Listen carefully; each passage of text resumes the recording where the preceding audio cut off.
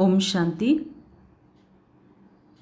हम हर रोज़ अमृत वेले सुबह 4 बजे हमारे YouTube के शिव की वाणी इस चैनल पर अमृत वेला योग लाइव करते हैं, जहाँ पे कम से कम कमेंट्री में किसी भी म्यूज़िक को यूज़ किए बिना हम पावरफुल ज्वालामुखी योग करते हैं। तो सभी को हार्दिक आमंत्रण है, सभी ज्वाइन ज़रूर करिएगा और इस वीडियो को लाइक करके ज़्यादा से ज़्यादा आत्माओं तक ये सेवा पहुंचाने के लिए सहयोग करें। ये चैनल संपूर्ण रीति बाबा की सेवा के लिए समर्पित है। ओम शांति। आज है 1 जून 2026। बाप दादा मधुबन से। मीठे बच्चे, बाप की श्रीमत है, इस पुरानी दुनिया से अपना मुख मोड़ लो। जीवन मुक्ति के लिए तुम दैवी मैनर्स धारण करो। आज का प्रश्न, कौन से मैनर्स बाप के सिवाय कोई भी सिखला नहीं सकता है? उत्तर, पवित्र बनना और बनाना, ये है सबसे बड़ा दैवी मैनर्स। तुम घर गृहस्थ में रहते पवित्र रहो। यह शिक्षा एक बाप ही देते हैं, दूसरा कोई दे नहीं सकता। तुम बच्चों का बेहद का संन्यास है। तुम इस पुरानी दुनिया को ही बुद्धि से भूलते हो। तुम जानते हो, पवित्रता की धारणा से बाकी सब मैनर्स स्वतः आ जाते हैं। गीत, आज अंधेरे में है हम इंसान। ओम शांति।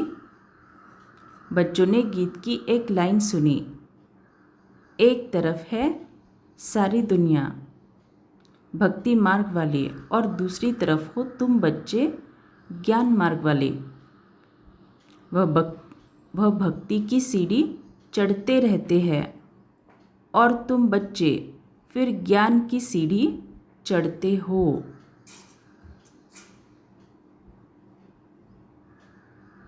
और भक्ति की सीढ़ी उतरते हो। बच्चे जानते हैं, आधा कल्प से भक्ति की सीढ़ी चढ़नी होती है। भक्ति भी पहले अव्यभिचारी होती है, पीछे व्यभिचारी बनती है। बिल्कुल ही अंधश्रद्धा में आ जाते हैं, कुछ भी नहीं समझते, गाते भी हैं हम अंधियारे में हैं। सद्गुरु बगैर घोर अंधियारा।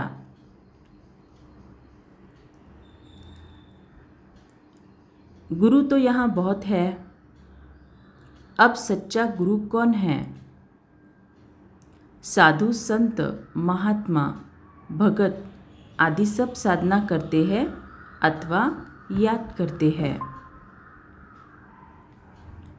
शास्त्र, वेद, उपनिषद आदि पढ़ते हैं, फिर भी कहते हैं भगवान जब आए तब ही आकर हमारी सद्गति करे। सद्गति दाता को ही पतित पावन कहा जाता है। अभी तुम बच्चे घोर अंधियारे में नहीं हो, तुम ज्ञान की रोशनी में आए हो। पतित पावन बाप को जानते हो और उनको याद करते हो। जितना जो बच्चा याद करता है और ज्ञान की धारणा करता है, उतना उसका अज्ञान अंधियारा विनाश हो जाता है। अब रोशनी में ले जाने वाला एक ही बाप है।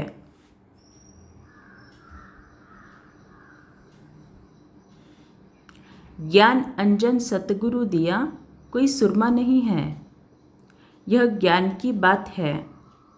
ज्ञान के साथ योग भी रहता है।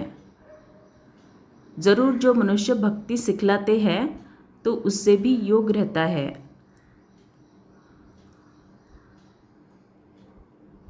अब तुम बच्चों का बुद्धि योग लगा हुआ है निराकार परमपिता परमात्मा के साथ। तुम्हारे में भी नंबरवार है। और कोई मनुष्य मात्र का परमपिता परमात्मा सर्वशक्तिमान के साथ योग है नहीं, सिवाय तुम बच्चों के। योग है ही नहीं सिवाय तुम बच्चों के। तुमको बाप से और मुक्ति जीवन मुक्ति धाम से योग लगाना पड़ता है। मुक्ति और जीवन मुक्ति धाम, तो मुक्ति धाम माना परम धाम और जीवन मुक्ति धाम माना सतयुग। तो तुमको बाप से और मुक्ति जीवन मुक्ति धाम से योग लगाना पड़ता है। जीवन मुक्ति के लिए दैवी मैनर्स भी बहुत अच्छे चाहिए। तो सतयुग में जाना है तो हम आत्माओं में दैवी मैनर्स चाहिए ही चाहिए।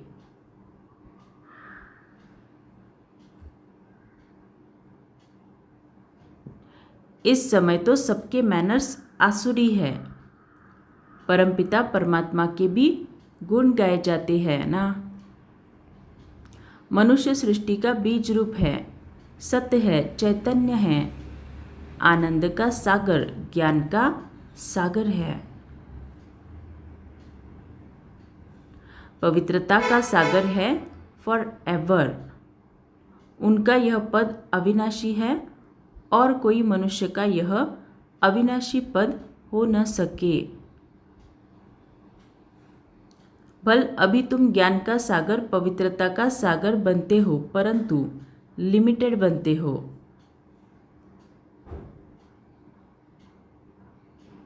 बाप कहते हैं मैं अनलिमिटेड हूं।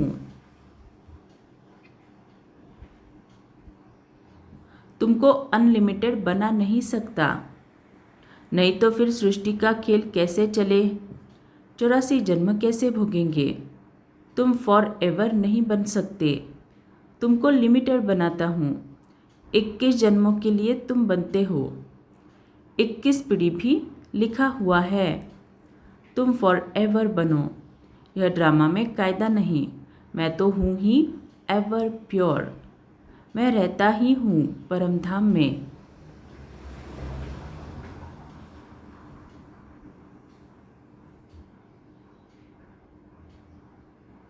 मेरे पास ज्ञान पवित्रता आदि है ही है। तुम भूल जाते हो तो इस समय बाप आकर बच्चों को घोर अंधियारे से निकाल ज्ञान और योग से पवित्र बनाते हैं। अंडरलाइन।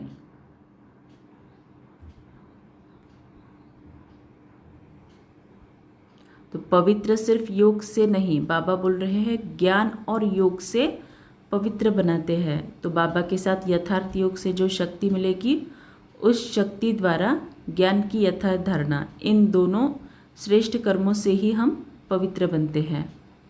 और कोई ऐसे कह न सके कि मैं परमधाम से आया हूँ, अब मुझे याद करो। यह मेरे महावाक्यों की कोई कॉपी नहीं कर सकते। मैं आता ही हूँ तुम बच्चों को 21 जन्मों के लिए राजाओं का राजा बनाने। तो बनना चाहिए ना, बनेंगे भी वह जो कल्प पहले बने हैं। तुम जानते हो कितने बच्चे पवित्र बनते हैं, कितने अजामिल जैसे पापी बन जाते हैं, कितने अशुद्ध मैले बन जाते हैं। बाप को आकर मैले कपड़े साफ करना पड़ता है, आत्मा ही मैली बनती है। आत्मा को समझाते हैं तुमको माया ने कितना मैला बनाया है।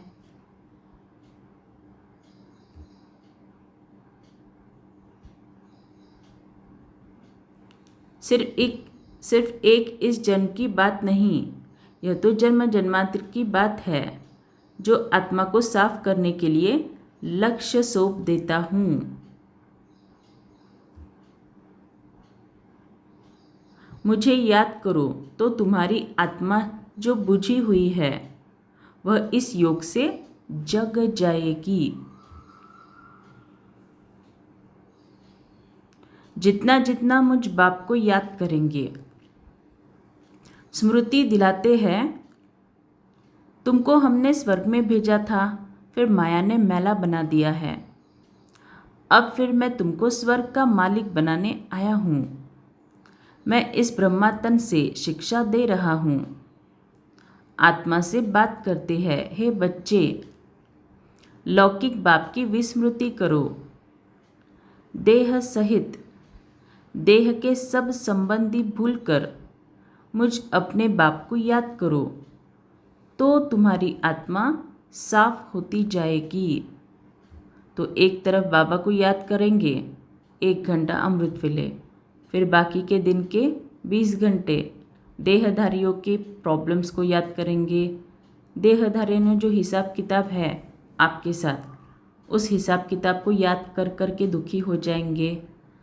तो ऐसे अगर करेंगे तो कभी भी आत्मा के ऊपर जो जंक बैठ गई है ना, वो साफ नहीं होगी।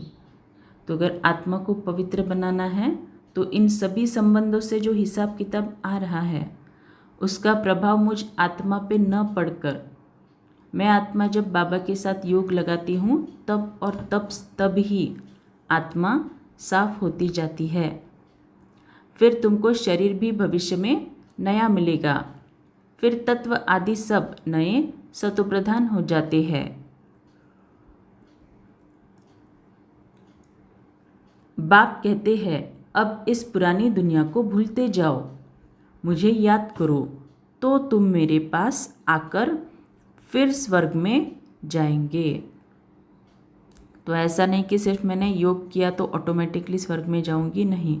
इसके लिए बाबा कंडीशन बता रहे हैं, पुरानी दुनिया को भूल कर मुझे याद करो। माना पुरानी दुनिया की जो भी कलयुगी बातें हैं, हिसाब किताब है, परिस्थितियां हैं, उनका मुझ आत्मा पे प्रभाव न पड़कर उन सभी से मैं उपराम होकर बाबा की पावरफुल याद में।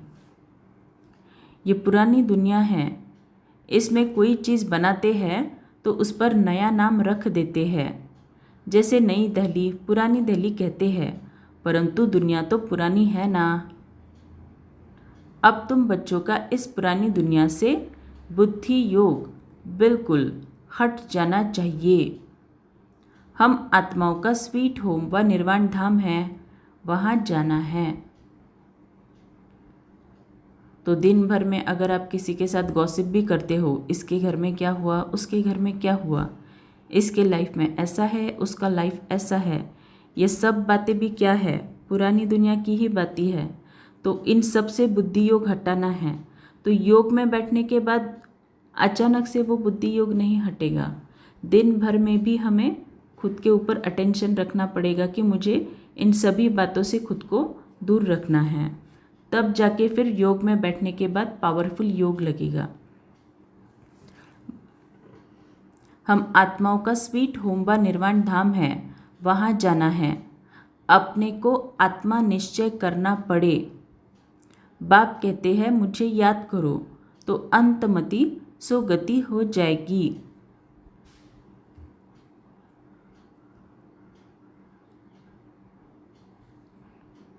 मनुष्य जो अनेकों को याद करते हैं, कोई किसी गुरु को, कोई श्री कृष्ण को, श्री कृष्ण आदि कहाँ गए, यह कोई नहीं जानते। यह नहीं समझते पुनर्जन्म में सबको आना है। यह रस्म रिवाज सृष्टि के आदि से चली आती है। सतयुग आदि में देवी देवताएं हैं, जरूर पुनर्जन्म वहाँ से ही शुरू हुआ होगा। पहले पहले है श्री कृष्ण, फर्स्ट पवित्र मनुष्य, उनकी महिमा जास्ती है। लक्ष्मी नारायण की इतनी नहीं है, क्योंकि बच्चे पवित्र सतोप्रधान होते हैं तो महिमा बच्चों की गाई जाती है। श्री कृष्ण की बहुत महिमा है, परंतु यह नहीं जानते कि कृष्णपुरी है कहाँ। वैकुंठ कहते भी है सतयुग को, फिर पता नहीं श्री कृष्ण को द्वापर में क्यों कह दिया है। वह चीज़ दूसरे कोई नाम रूप देश में आ न सके, वही नाम रूप दूसरे जन्म में हो नहीं सकता। श्री कृष्ण तो सतयुग में था। तुम जानते हो, यह जगत अम्बा जगत पिता जाकर लक्ष्मी नारायण बनते हैं।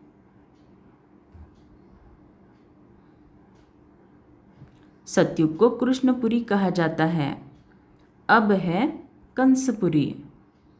यह सब आसुरी नाम हैं। वहाँ थे देवी संप्रदाय, यहाँ है आसुरी संप्रदाय। बाप बैठ बच्चों को संगम पर समझाते हैं। वह बाप है रचयिता।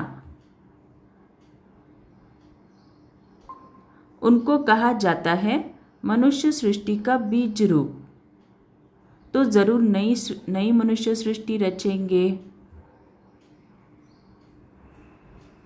तुम गाते भी हो, बाबा आप पतित पावन हो, इस पतित सृष्टि को आकर पावन बनाओ। पवित्र सृष्टि रच, पतित सृष्टि का विनाश कराओ। बरोबर ब्रह्मा द्वारा पावन सृष्टि रच, शंकर द्वारा पतित सृष्टि का विनाश कराते हैं। यह बातें और कोई जानते नहीं हैं। अभी तुम बच्चे बाप के साथ योग लगाते हो। तुम देखते हो बाबा मैले कपड़ों को सटका लगाते हैं। कोई तो फट जाते हैं, कोई टूट पड़ते हैं, कोई तो बहुत मैले अजामिल जैसे पापी है।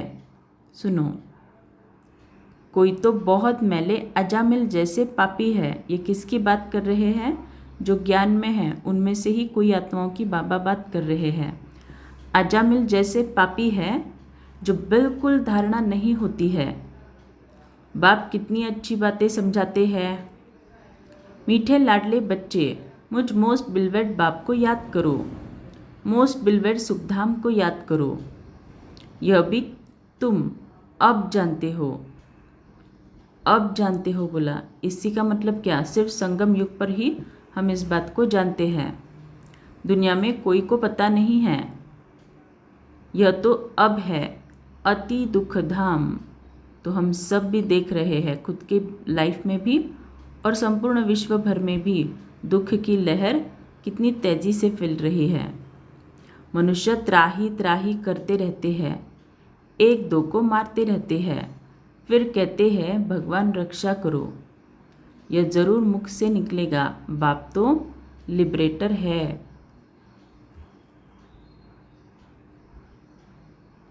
तुम जानते हो बाप आए हैं हम बच्चों को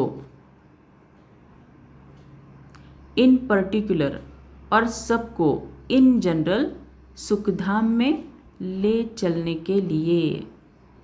तो गुह्य बात बाबा बोल रहे हैं, सुनना फिर से। बाप आए हैं हम बच्चों को इन पर्टिकुलर और सबको इन जनरल सुखधाम में ले चलने लिए। सुखधाम माना स्वर्ग में। तो जो बच्चे रेगुलर हैं,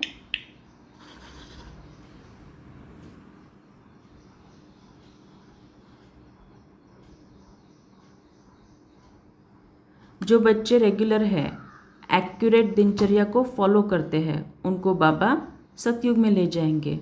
और जो बच्चे बाबा की ज्ञान में तो आए हैं लेकिन मुरली नहीं सुनते, फिर योग करेंगे तो करेंगे, नहीं तो नहीं करेंगे, फिर बाकी के अन्य जो धारणाएं हैं उस पर एक्यूरेट नहीं चलेंगे, तो उन सबको बाबा इन जनरल सुखधाम में ले जाते हैं, माना त्रेता में ले जाएंगे। त्रेता अंत में या फिर त्रेता के बीच से वो लोग आएंगे। त्रेता के स्टार्टिंग से भी नहीं आएंगे वो लोग, क्योंकि त्रेता के स्टार्टिंग से आने के लिए भी उतना पुरुषार्थ करना पड़ता है। तुम बच्चों में भी नंबरवार है जिनको यह नशा है। यह पढ़ाई कोई कम नहीं, पढ़ाते भी देखो किसको है।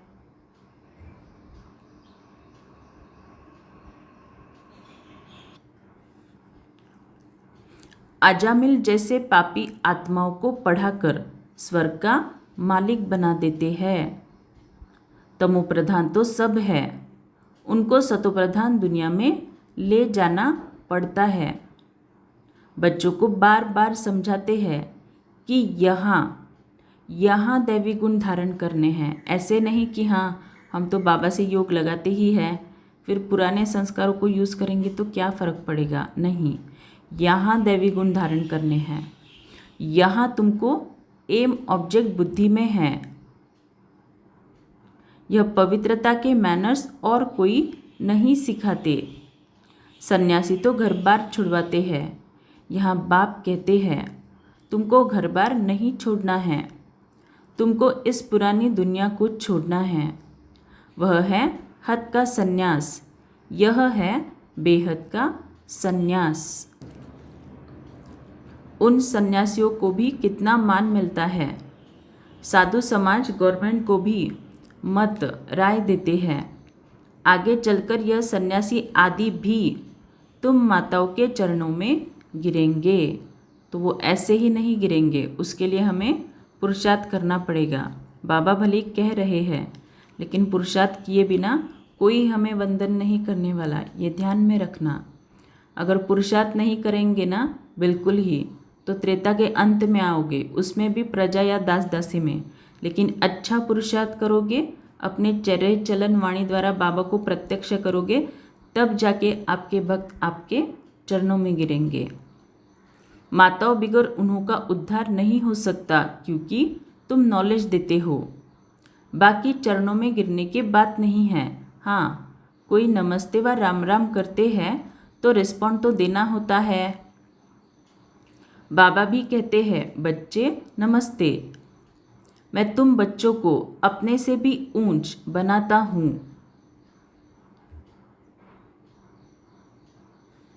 तुमको ब्रह्मांड और सृष्टि दोनों का मालिक बनाता हूँ और मैं वानप्रस्थ में चला जाता हूँ, परंतु तुम्हें श्रीमत पर भी चलना पड़े। तो ऐसा नहीं कि फिर सिर्फ मैंने योग किया तो बस पार ही हो गई, बाकी किस सबके साथ कैसा भी व्यवहार करूँगी तो चलेगा नहीं, ऐसा बिल्कुल भी नहीं चलेगा।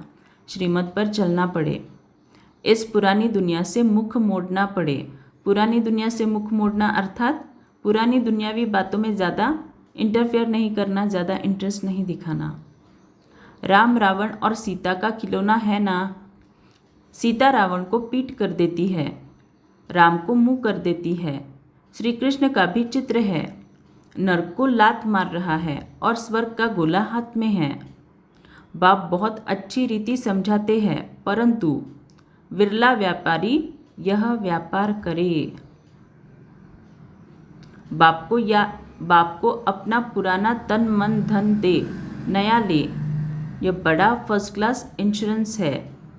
बाप कहते हैं तुम अपनी आत्मा पवित्र बनाएंगे तो शरीर भी पवित्र मिलेगा, फिर तुम स्वर्ग की राजाई करेंगे। इसीलिए उनको सौदागर जादूगर कहते हैं।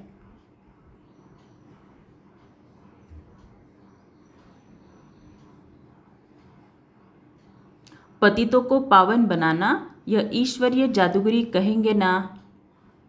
बाप कहते हैं नरकवासियों को स्वर्गवासी बनाओ। कैसा फर्स्ट क्लास जादू है, इसमें प्राप्ति बहुत है। बाप कहते हैं राजाओं का राजा बनो, फॉलो करो। बाप बैठे हैं ना, यह अधर कुमार है और मम्मा कुंवारी कन्या है, तो फॉलो करना पड़े। वर्षा बाप से मिलना है, तुम कहेंगे हम भाई बहन हैं, हम भाई बहन बाप से वर्षा लेते हैं।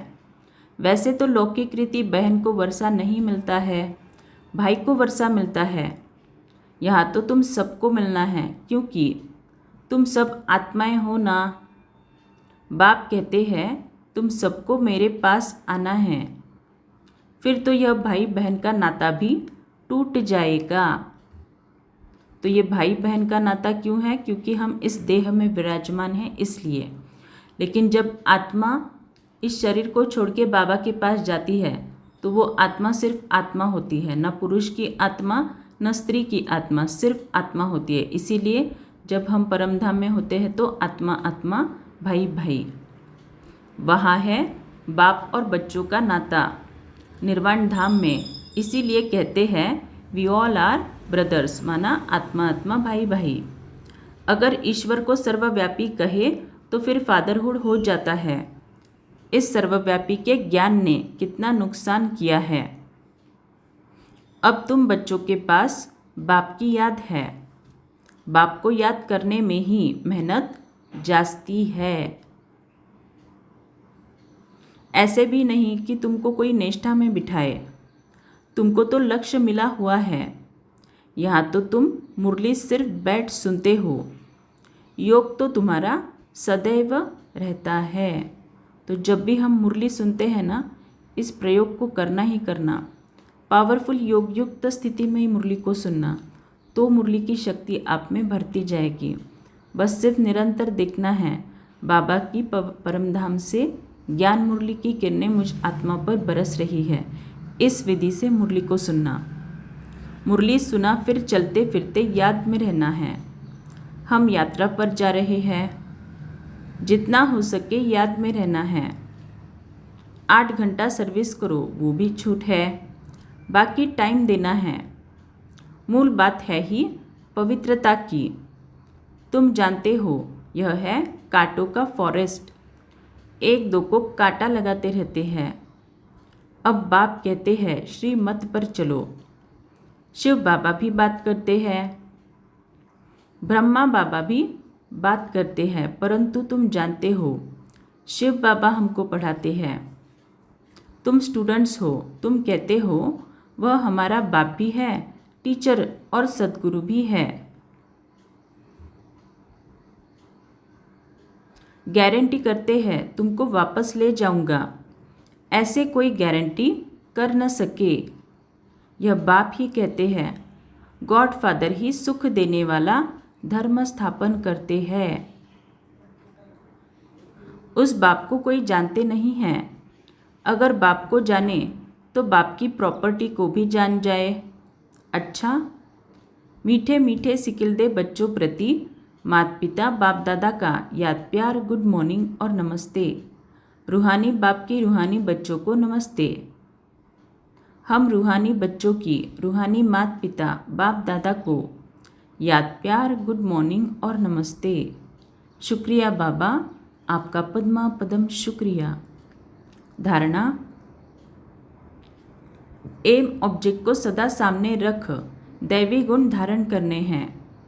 सतोप्रधान दुनिया में चलने के लिए पवित्रता के मैनर्स अपनाने हैं। बुद्धि से बेहद का संन्यास करना है। मोस्ट बिलवेड बाप को और अपने सुख धाम को याद करना है। इस दुख धाम से बुद्धि का योग निकाल देना है। वरदान, सर्व के गुण देखने व संतुष्ट करने की उत्कंठा द्वारा सदा एकरस उत्साह में रहने वाले गुणमूर्त भव। सदा एकरस उमंग उत्साह में रहने के लिए जो भी संबंध में आते हैं उन्हें संतुष्ट करने की उत्कंठा हो। जिसको भी देखो उससे हर समय गुण उठाते रहो। सर्व के गुणों का बल मिलने से उत्साह सदा काल के लिए रहेगा। उत्साह कम तब होता है जब औरों के भिन्न भिन्न स्वरूप, भिन्न भिन्न बातें देखते सुनते हो। लेकिन गुण देखने की उत्कंठा हो तो एकरस उत्साह रहेगा और सर्व के गुण देखने से स्वयं भी गुणमूर्त बन जाएंगे। स्लोगन, बेहद के वैराग्य वृत्ति का फाउंडेशन मजबूत हो। बहुत इंपॉर्टेंट है, ध्यान से सुनना। बेहद के वैराग्य वृत्ति का फाउंडेशन मजबूत हो, माना जिनसे मुझे हिसाब किताब आ रहे हैं उनके लिए रहम दिल दयालु कृपालु भावना, जो बाबा ने कल की मुरली में बताया था। बेहद के वैराग्य वृत्ति का फाउंडेशन मजबूत हो तो सेकंड में अशरीरी बनना सहज है। अव्यक्त इशारे, अपने इस चेहरे को सदैव हर्षित बनाना यह संगम युग की सबसे बड़ी गिफ्ट है। चेहरे पर कभी भी कोई परेशानी की रेखा ना हो। जैसे संपूर्ण चंद्रमा कितना सुंदर लगता है, वैसे अपना चेहरा सदैव हर्षित रहे। चेहरा ऐसा चमकता हुआ हो जो और भी आपके चेहरे में अपना रूप देख सके। इसके लिए अपने नेचर को सरल बनाओ, सहनशील बनो।